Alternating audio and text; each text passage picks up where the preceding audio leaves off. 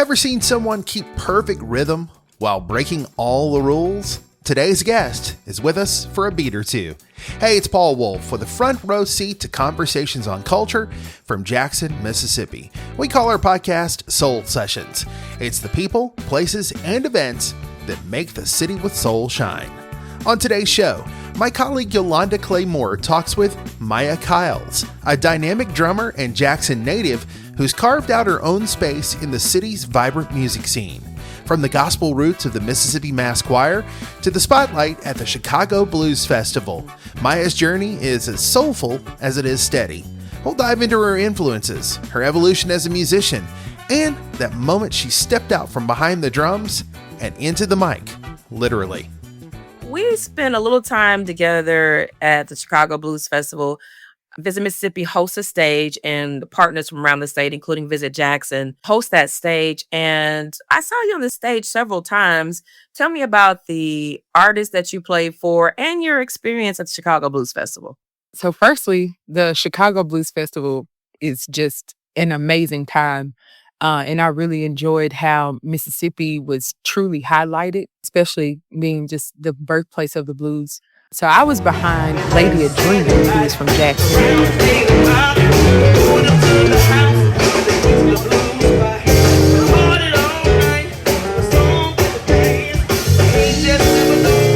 And then Saturday evening, I was behind Miss Vicki Baker, who is from Vicksburg. Yeah, I was like, there she is again. One more time, let's run it back.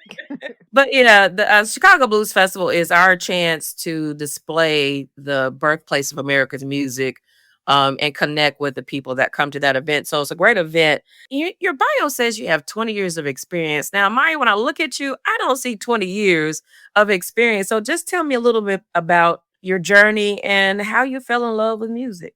Going back to when I was about 4 or 5, that's when I really became interested in drums through the Mississippi Mass Choir. Growing up in that ministry and watching great musicians, your husband Cece included, Jerry Smith, David Manning, David Curry, and Dominic Thigpen, Sam Scott.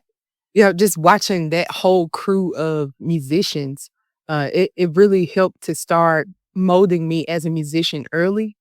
And then once I got through, I guess to maybe 10 years old, that's when I started playing in different churches in the area, going on to middle school and through high school. That's when I was in the marching band, and then going on to college and, just getting opportunities from there to travel and to see different things and to go different places.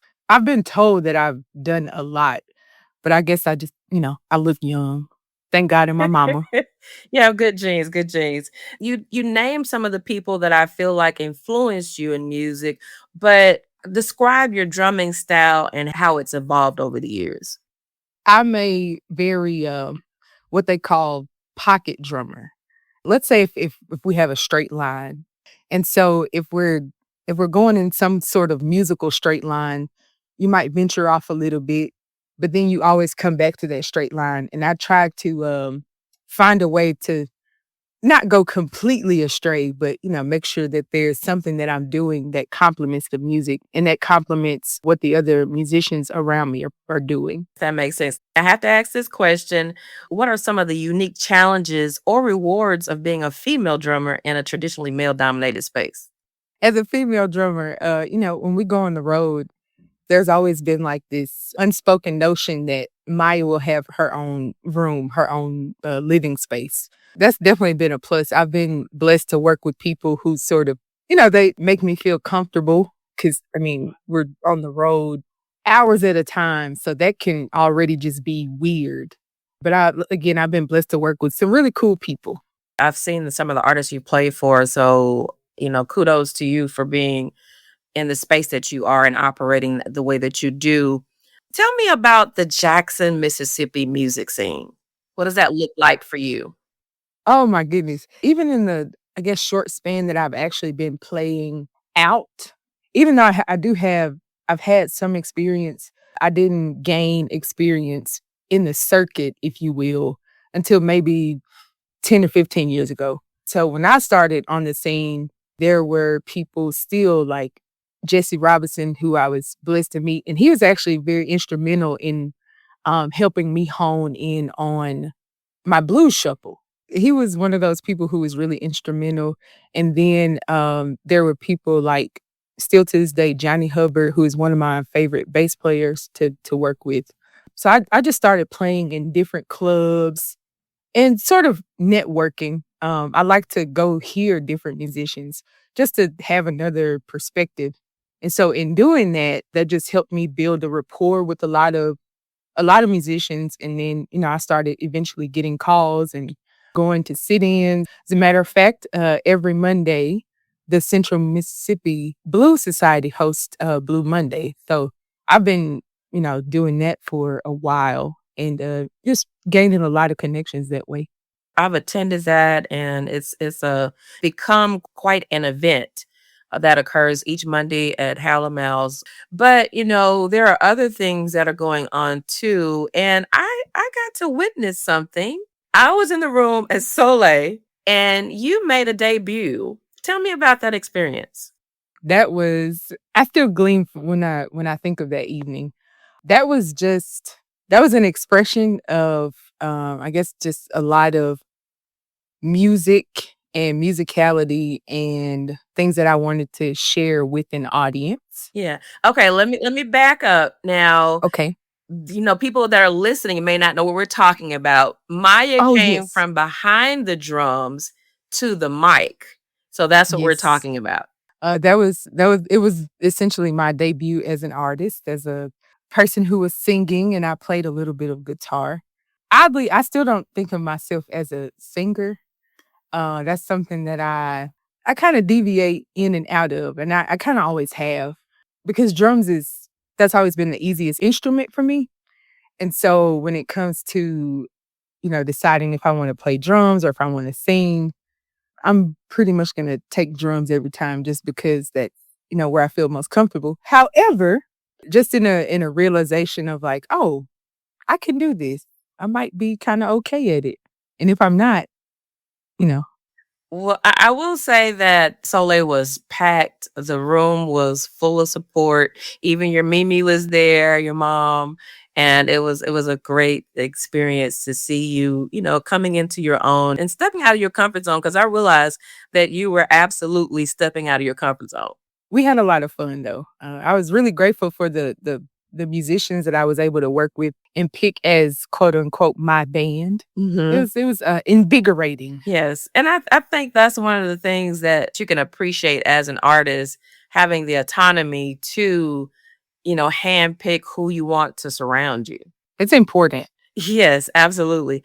You have performed with some amazing artists. So tell me, who has been your most memorable, or a collaboration? What's been your most memorable? So Jerika Singleton was perhaps like the first person that I went abroad with. Jerika is a guitar player from Clinton, Mississippi. He was formerly signed to Alligator Records. And so during this time, like I said, I was able to go out on the road with him. And there was one instance that has stuck with me until this very day. And I have a lot of respect for him for this. Where were we? I don't think we had made it out of the States yet, because we were on tour. And so I think the tour started like on the East Coast, and then we just kind of went up, and then we went into Canada for a little while. It was a wonderful time. So anyway, we are at this white water rafting park, and there's this really nice sort of amphitheater out there, which is, what we're playing.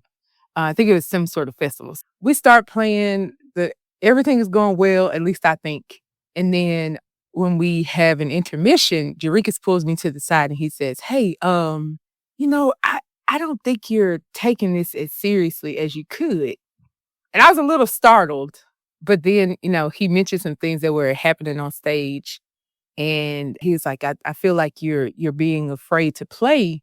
If you're gonna mess up, then mess up big. Like convince me of it. And I've taken that with me, just on stage, off stage. It's about the confidence you have and what you're presenting to people. And if you're confident about it, then other people will be confident about it. So that has stuck with me for a long time. I mean, you have to appreciate when an artist is helping you to become your own, to own what you're doing and, be as great as you can. Yes. How do you balance staying true to your sound while adapting to different genres or artists?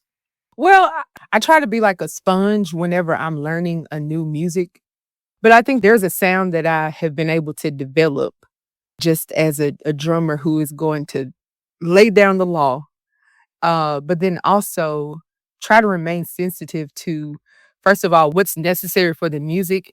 And then secondly, what the artist is asking of me. They say, well, I want you to lay down and play the drums on your back and twirl it around your head. If it's within reason, then I try to be sensitive and offer what they're asking. Are you familiar with DMAR?